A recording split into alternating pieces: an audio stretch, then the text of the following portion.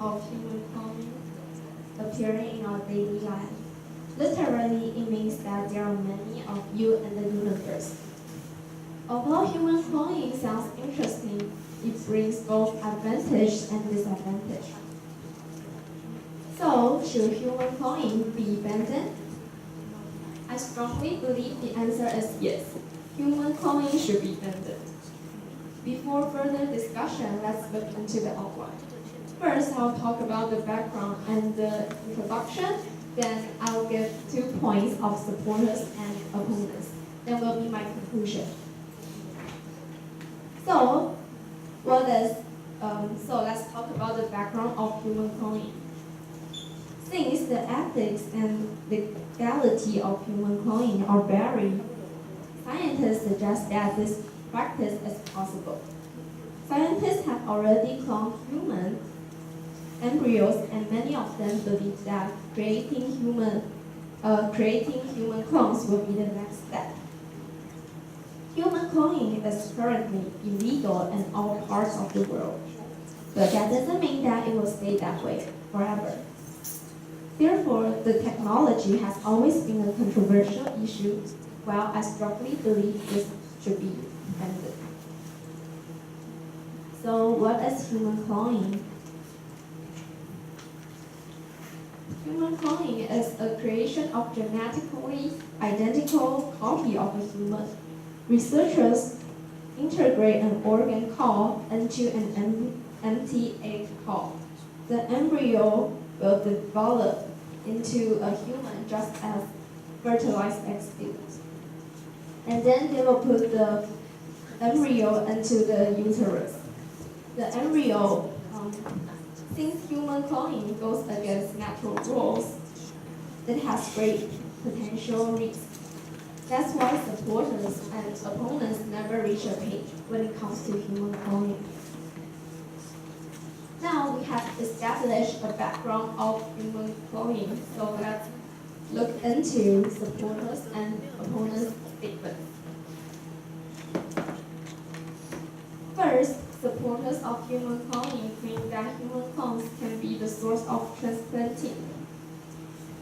In this case, patients don't have to wait for donors' organs with anxiety. However, opponents state that human clones are still human beings. They have thoughts and perceptions which set them apart from experimental animals, so they should be treated with dignity. We can see a similar example in the famous movie, also a novel called My Sister's Keeper. In the story, the daughter Anne was born because her parents wanted to transplant her organs to her sister Kate. However, she just couldn't put up with it anymore. And let's see what she said and lived with.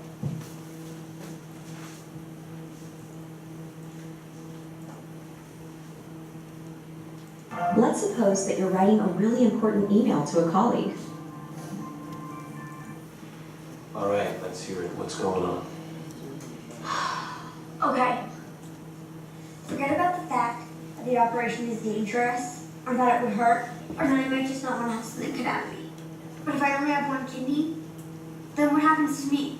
What if I need it? And am I really never allowed to play sports, or be a cheerleader, or get pregnant?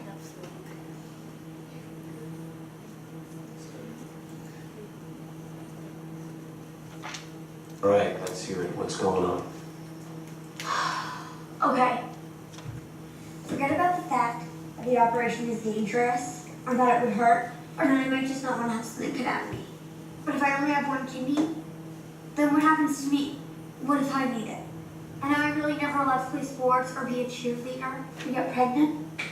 Can't drink. What if I just want to live a long time? Sweetheart, you're gonna live a long time. Yeah? Then tell me this. What if the transplant doesn't work? What then? She's your I know that, but I'm not like you, Mom. Okay, I see the other kids. I see what they do. They go to parties and they get to go to the beach. What I don't understand is why you didn't say something earlier. When, Dad? When should I talk to you about it? You're never home. You leave me here with her. Excuse me? You have never had to do anything that you don't want to do, and you know Yes, that. I was going to do everything. Now, didn't I? Spoil the matter. Everyone be quiet. We said she gets a table, she gets a table. Go ahead. Remember how the doctor said if I did the operation, I would have to be careful for the rest of my life?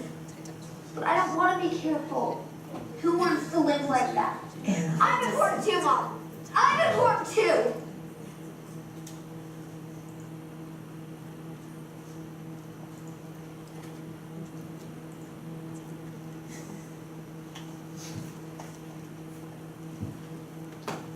Although this case is a little different from the case of human cloning, they both share a common thing, that they never have a chance to make a decision on their own. Next, opponents are concerned about the follow-up problems of human clones. Opponents raise a question that are human clones going to be an organ provider forever? Imagine that if your organ is taken away from you from time to time, what your life will be. Are you just a tool, or are you a human being? Second, supporters point out that human cloning can help couples with infertility to have their own children. They even pointed out that 50 to 80 million couples suffer infertility, according to WHO.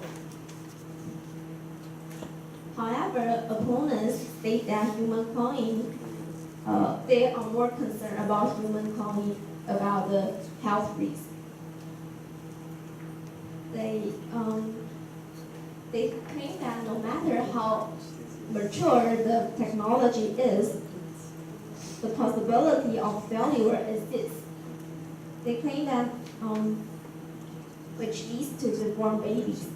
Despite the fact that all operations have risks, most of them require medical needs.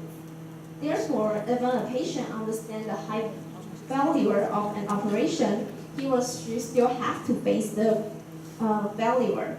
However, human cloning does not require a medical need, thus the failure of operation or deformed babies should not be listed. Moreover, human cloning may confuse humans' relationships and may damage family values. Clone babies may have problems of their identity. They may consider themselves to be others' duplication. What's worse, parents may have special affection on their clone babies.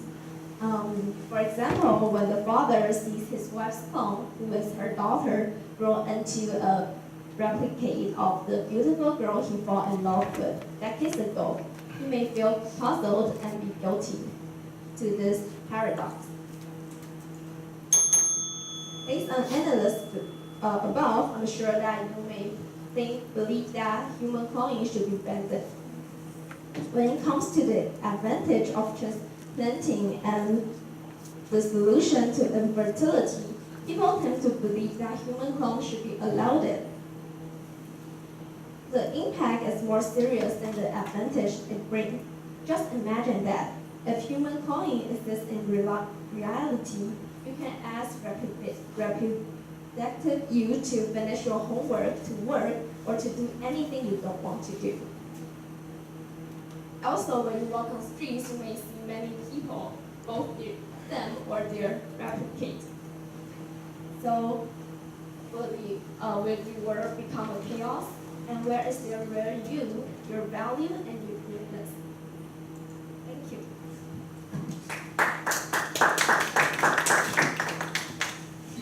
Thanks, Lucy, and let's welcome our next speaker.